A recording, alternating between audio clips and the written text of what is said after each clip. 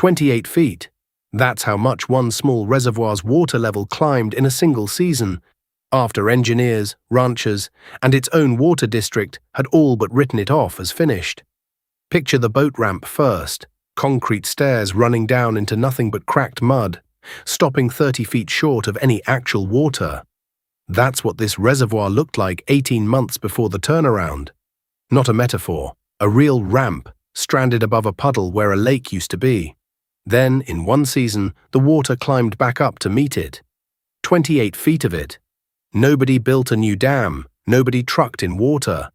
What actually happened at this reservoir's main inlet sounds almost too small to matter, until you see what it did.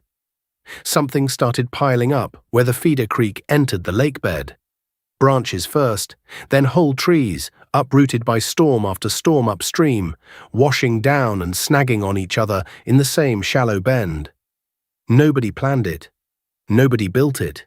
It just grew. Nobody with a badge noticed it first either. It was a fisherman who flagged it, wading out to a spot he'd fished for a decade and finding it blocked by wood that hadn't been there the season before. He mentioned it to a district employee almost as an afterthought. That offhand comment is the reason any one official has a timeline for this at all. By the time any one official measured it, it stretched wider than a football field. Before you picture this as some quaint pile of sticks, picture the rest of what dead actually looked like at this reservoir first. A marina that used to float 40 boats had been sitting on dry trailers in a gravel lot for 2 summers. Docks meant for water were propped up on cinder blocks over dust. A boat ramp built for a lake that no longer reached it. That's the image declared dead was standing in for long before anyone in this story starts talking about trees. So what does a pile of dead trees actually do to a reservoir that's losing water faster than it's gaining it? This lake had been sliding for years before that. A multi-year drought had cut its inflow to a trickle. The water district that manages it had already begun rationing allocations to the farms downstream. Local officials stopped calling it the reservoir in planning meetings and started calling it the pool, a word that, in water management, basically means what's left, not what's coming. One line from an early drought report put it more bluntly than any resident did. At current trends, the reservoir would functionally stop working as a water source within 3 to 5 years. 3 to 5 years. That's not eventually. That's inside a mortgage. By the low point, the reservoir was sitting under a fifth of its historical average storage, the kind of number that shows up in state drought briefings right next to reservoirs everyone's already heard of.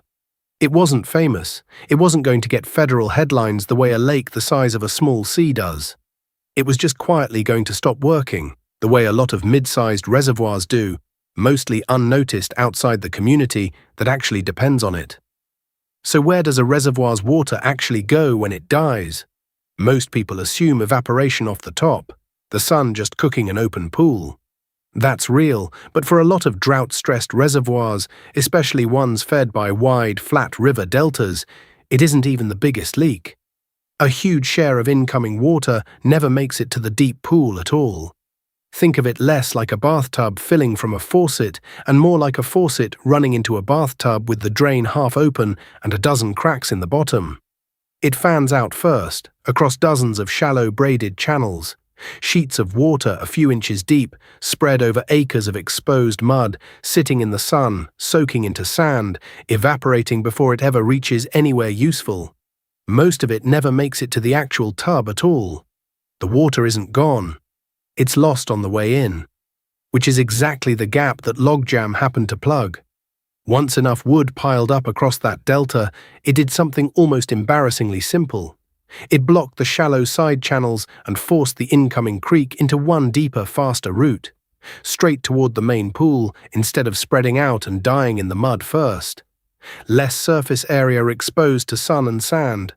More water actually arriving where it counted. This isn't a folk theory. Hydrologists who study exactly this have documented in peer-reviewed research on wood placement in degraded stream channels measurable increases in water storage from nothing more than fallen trees redirecting flow. And history already ran this experiment once at a much bigger scale. In the 1800s, a natural pileup of driftwood on a river in the Texas-Louisiana borderlands grew so large, settlers called it the Great Raft, that it single-handedly created and sustained an entire lake for over 100 years. When engineers finally cleared it out to open the river for boat traffic, that lake started vanishing so fast that decades later people had to build an artificial dam just to keep what was left of it full. Nature had been doing that job for free the whole time, so should a pile of driftwood impress you or make you skeptical? Start with skeptical. Plenty of people who work on this reservoir for a living assumed the same thing at first, that the jam would wash out with the next flood, or that any gain would be marginal, cosmetic, forgotten by fall. 28 feet in one season is not marginal. It's the kind of number that gets a hydrologist to drive out and check it in person, which is exactly what happened next.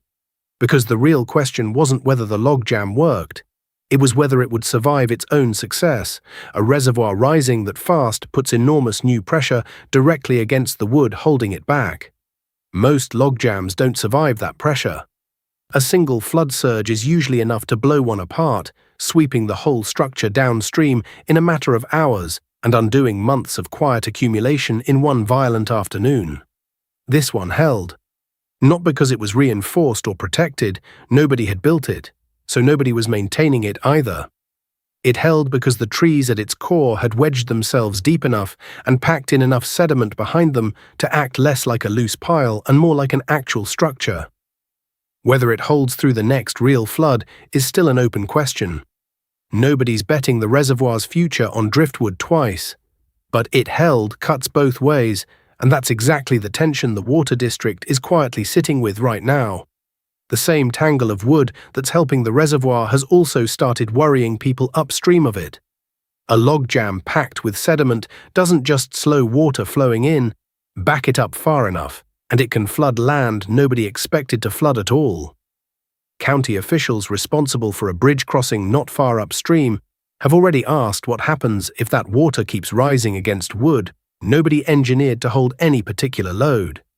It's the same tension that got the Great Raft cleared out of that Texas river a century and a half ago. A jam that saves water downstream can flood land upstream. Nobody's cleared this one.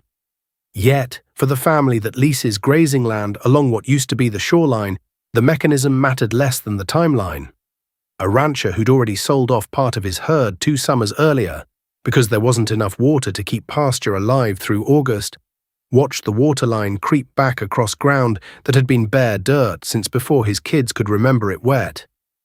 He didn't care why the trees were there. He cared that his cattle had somewhere to drink by July instead of October. That's not an abstraction. That's one family's ranching calendar rewritten by a pile of driftwood nobody built on purpose. And it's the kind of detail a spreadsheet full of elevation readings will never capture on its own. Stop the story right there, and it's a tidy little redemption tale.